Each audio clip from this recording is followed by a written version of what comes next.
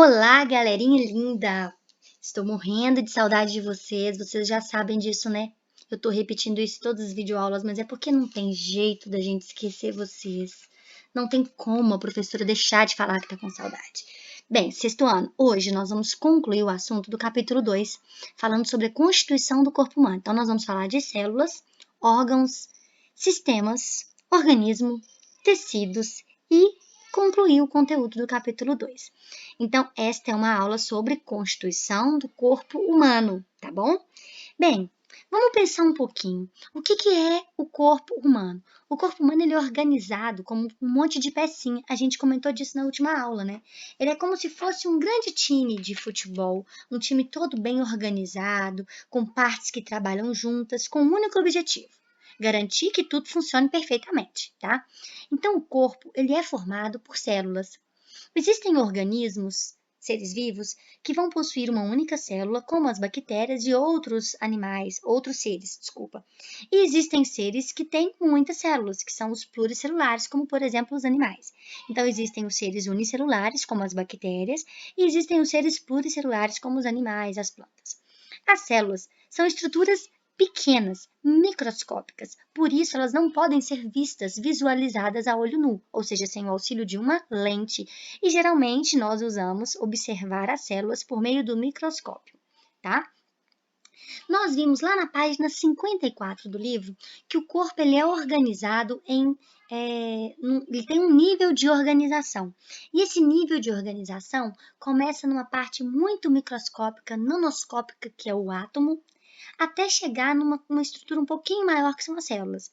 E existem dois tipos de célula. Existem as células do tipo procarionte e as células do tipo eucarionte que a gente viu na aula anterior. As células do tipo procarionte são as células que o DNA ele não está separado por uma membrana. Então, o DNA ele está solto, todo misturado. Ele não tem uma membrana que separa ele do restante da célula. Então, vamos imaginar que o DNA está aqui e a célula lá, igualzinho o desenho, que eu vou fazer um desenho maravilhoso, ó, a célula aqui. A célula procarionte, então, o DNA, o material genético está todo solto dentro da célula, tá bom? O núcleo não está separado. Que núcleo é esse? Aquele que armazena o material genético. Já numa célula eucariótica, dá uma olhada aqui, ó, que essa estrutura aqui é o núcleo. Ele armazena quem? O DNA. Então, nesse caso, o DNA, ele tá todo aqui, ó. Tô desenhando lindo nosso aqui DNA, material genético. Mas em volta do DNA existe uma membrana que a gente chama de carioteca.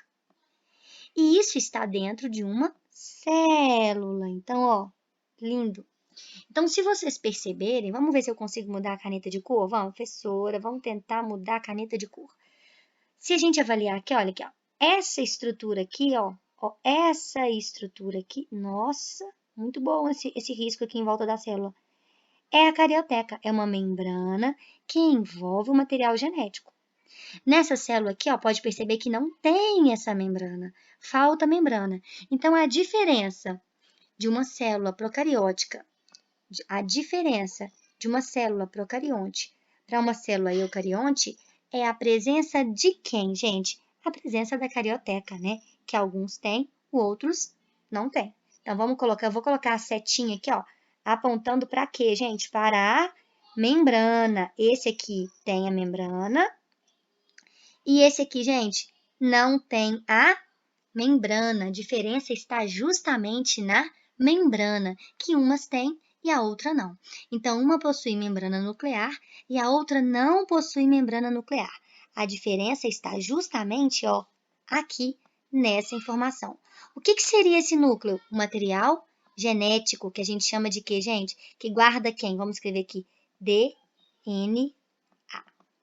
Então, que armazena o quê? Armazena quem? O DNA. Bem, as células procariontes, então, elas são mais simples, mais primitivas, não têm o núcleo definido, não têm o núcleo delimitado por uma membrana que se chama carioteca, tá bom? Exemplo, as bactérias.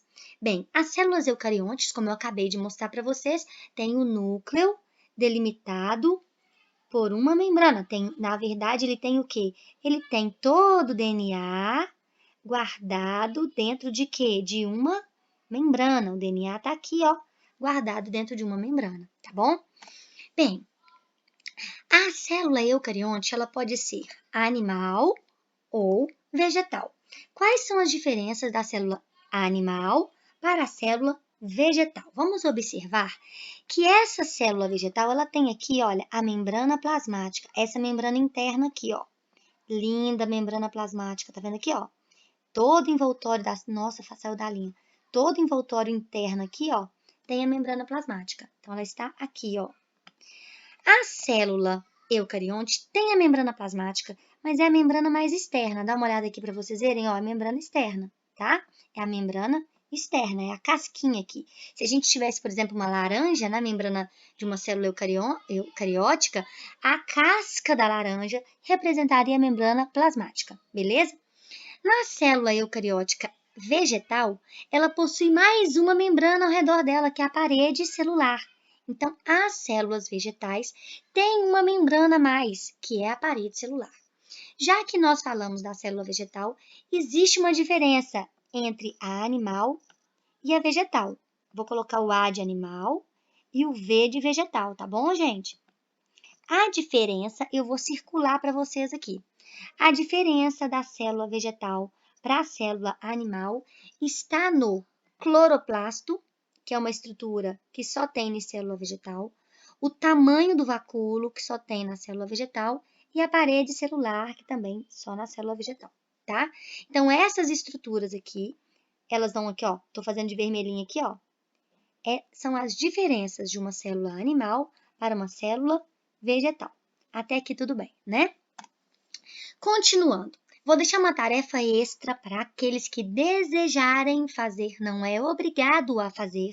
É uma atividade que nós faríamos prática em sala de aula, teríamos um dia para fazer isso, então eu sugiro que vocês façam para fixar essa parte do conteúdo, que é fazer uma célula do tipo animal e uma célula do tipo vegetal com massinha de modelar ou com alimentos. Então, se por exemplo você quiser fazer com doce, dá para você fazer com bolo, dá para você fazer com bala fine, porque as balas finas elas têm desenhos bem característicos que trazem muita lembrança dessas estruturas celulares. Pode fazer com isopor, com bolinha de isopor, pode fazer no próprio prato. Olha esse aí do ladinho da direita aí, olha, no próprio prato. Então, vou dar essa sugestão para vocês. Aqueles que fizerem, por favor, me marquem nas redes sociais, será um prazer ver o seu trabalhinho, tá bom? Então, podem fazer que eu vou ficar muito feliz, até mesmo se eu puder repostar lá no meu Instagram, tá bom? Então, gente, olha, é uma tarefa que não vale ponto, vale apenas a professora ficar feliz, combinado? Mas se quiserem fazer, podem fazer aí. É uma atividade com, a minha sugestão é com massinha de modelar, tá bom? Então, vocês vão fazer, por exemplo, olha aqui que bonito o núcleo, retículo endoplasmático, são organelas que tem nas células. Então, vocês vão pegar o livro, vão fazer uma observação das informações e aí depois vocês vão conseguir desenhar essa célula com essa massinha. Mas não é obrigado, tá? Então, revendo o que a gente viu ali até agora. O corpo humano é formado por uma estrutura microscópica. Essa estrutura microscópica é básica dos seres vivos e os seres humanos têm essa estrutura, que é a célula. Então, cada parte do nosso corpo é tudo tão organizadinho que cada uma sabe o que elas têm que fazer. Desde a menor parte, que é a célula, ou até um pedaço gigante do nosso corpo como um órgão, ou vários órgãos funcionando junto como sistemas, tudo sabe direitinho o que tem que fazer. Então, o corpo o corpo humano, ele é constituído por células que agrupadas formam tecidos, que agrupados formam órgãos, que agrupados formam sistemas, que agrupados formam organismos. Nossa, professora, o que isso quer dizer? Vamos pensar comigo. Vamos imaginar que para o corpo funcionar, ele precise de 11 jogadores. Quais seriam esses 11 jogadores? Os sistemas do corpo humano, como por exemplo o sistema digestório, o imunológico, o urinário, o respiratório, o circulatório, o esquelético, o muscular, gente, não acabou, o reprodutor, o nervoso, o endócrino e o tegumentar, que é pele, cabelo e unhas. Esses sistemas todos do nosso corpo, eles funcionam isoladamente, mas um dependendo do outro também. Então, cada um deles tem a sua tarefa, mas nenhum atua sozinho. Eles precisam um dos outros para se ajudar, para o bom funcionamento de todo o grupo. Então, é como se fosse mesmo um jogador de futebol, onde cada jogador tem sua função e essas funções todas fazem um time ganhar ou não, tá bom?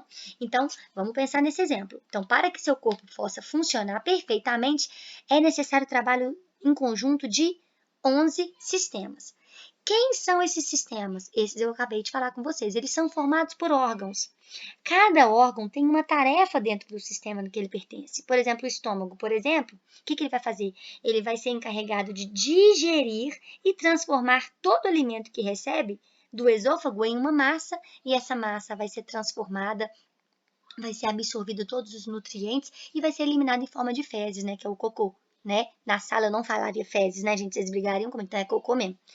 E o sistema, como a gente falou, ele é formado pela união de vários órgãos, cada um com uma função diferente. O sistema digestório, por exemplo, ele tem boca, esôfago, estômago, fígado, pâncreas, intestinos, tem os órgãos acessórios, língua, dentes, né? Então, todos vão trabalhar juntos para digerir e absorver os alimentos. Agora, vamos voltar nos tecidos. Cada órgão tem tecidos próprios, que cuidam de um trabalho específico. Existem vários tipos de tecidos em seu corpo: o muscular, o epitelial, o ósseo, o nervoso. O seu estômago, por exemplo, vamos ver se é o próximo, não é? O seu estômago, por exemplo, ele é formado por vários tecidos. Um deles é a mucosa, que libera os ácidos que digerem o alimento. Só que os tecidos são formados por células, que é a unidade básica de todos os seres vivos. Ela contém as instruções, os elementos necessários para viver e para se reproduzir. Então, é a célula que vai ser a unidade inicial. É como se fosse a primeira pecinha do quebra-cabeça. E aí a gente vai unindo as peças e formando um bom grupão. E esse grupão todo vai funcionar muito bem para o corpo inteiro. Então, vamos aqui voltar um pouquinho lá naquela primeira imagem que eu falei de células, das estruturas, só para eu trazer aqui algumas informações importantes. Vamos pensar no núcleo. O núcleo está representado aqui, ó. O núcleo está aqui, tá bom, gente? O núcleo. E ele também está representado aqui. Nele estão todas as instruções, tudo que tem de informação, que cor que é seu cabelo, que cor que é sua pele, como é que vai ser seu cabelo, se vai ter uma doença futuramente, vai ter tudo ali nessa parte. Existe o retículo endoplasmático também, que ele ajuda a transportar substâncias pelas células. Os ribossomos, que são um monte de bolinha que tá aqui, ó, olha as bolinhas aqui, ó. Essas bolinhas são os ribossomos. Eles recebem instruções lá do núcleo e vão seguir determinados passos para fabricar proteínas. E essas substâncias são importantíssimas para o funcionamento do corpo. Tem um outro que é o complexo de Golgi. O complexo de Golgi, ele está, cadê ele? Complexo golgiense, olha ele aqui, ó. Olha o golgiense aqui, ó. Tá vendo aqui, ó? Complexo golgiense. Qual que é a função dele? É um conjunto de um monte de saquinho, um monte de vesícula, um monte de saquinhos, são achatados e dentro deles as diferentes substâncias que são fabricadas pelas células são organizadas e classificadas. Isso vai para cá, isso vai para lá, isso aqui sai, isso aqui fica, vai ser assim. A membrana plasmática é a sacolinha que vai separar o que está dentro da célula do que está fora. O citoplasma, que é esse espaço aqui, ó, é onde as organelas ficam. Ele é composto pelo citossol, que é um líquido que fica dentro da célula, e nele todos os elementos celulares vão flutuar, vão ficar lá mergulhados. É como se fosse um vidro de gel, e o espaço onde o gel fica é o citoplasma. E o citossol é o gel, tá? E a mitocôndria? A mitocôndria vai ser como se fosse o posto de gasolina. Ela vai fazer o quê? Ela é uma pequena organela com a função de obter energia. Para isso, ela usa o oxigênio que a gente respira para obter energia. E os lisossomos? Vamos ver, cadê os lisossomos? Os lisossomos estão aqui? Os lisossomos aí, ó, perto da cabeça da menina, tá vendo? Os lisossomos é uma organela que se encarrega de digerir os nutrientes e de eliminar os resíduos e os micróbios. Tudo que está sobrando na célula vai ser eliminado pelos lisossomos. São os faxineiros, né? E os centríolos? Cadê o centríolo? O centríolo é esse carinha aqui, ó. Esse carinha aqui é o centríolo. E esse carinha aqui também é o centríolo, tá? Que a gente vai ver muito nas células animais. Eles são pequenos cilindros que se encarregam dos movimentos das células, também pela divisão celular. Bem, a gente estava falando lá na frente sobre as células e aí eu cheguei nos tipos celulares. As células, elas têm vários tipos. Tem algumas que são mais achatadinhas, tem outras que são todas organizadinhas uma do lado das outras, tem umas que são compridinhas igual os neurônios, tem umas que tem rabinho para se locomover. Isso está escrito em espanhol, tá, gente? Por isso tem umas faltando uns S aí e tal. Então, vários tipos celulares. Cada lugar que ela tiver, ela ocupa uma função. Dependendo ela vai ter um desenho ou uma estrutura de acordo com a função que ela exerce, tá?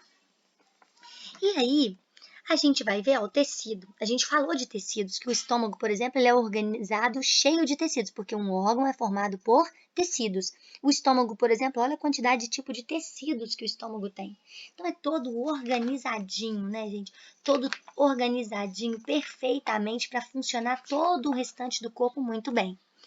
E então, o corpo ele é formado por células que formam tecidos, que formam órgãos, que formam sistemas. Olha os sistemas aqui. Esse é o sistema circulatório, esse é o esquelético, esse é o digestório, este é o nervoso, esse é o respiratório. A gente viu outros 6, né? Eu falei lá no início do nosso vídeo. Então, por hoje só. Essa organização celular ela é importante para o bom funcionamento do corpo. A gente tem vários tipos de tecidos e esses tecidos são extremamente importantes, cada um realizando uma função.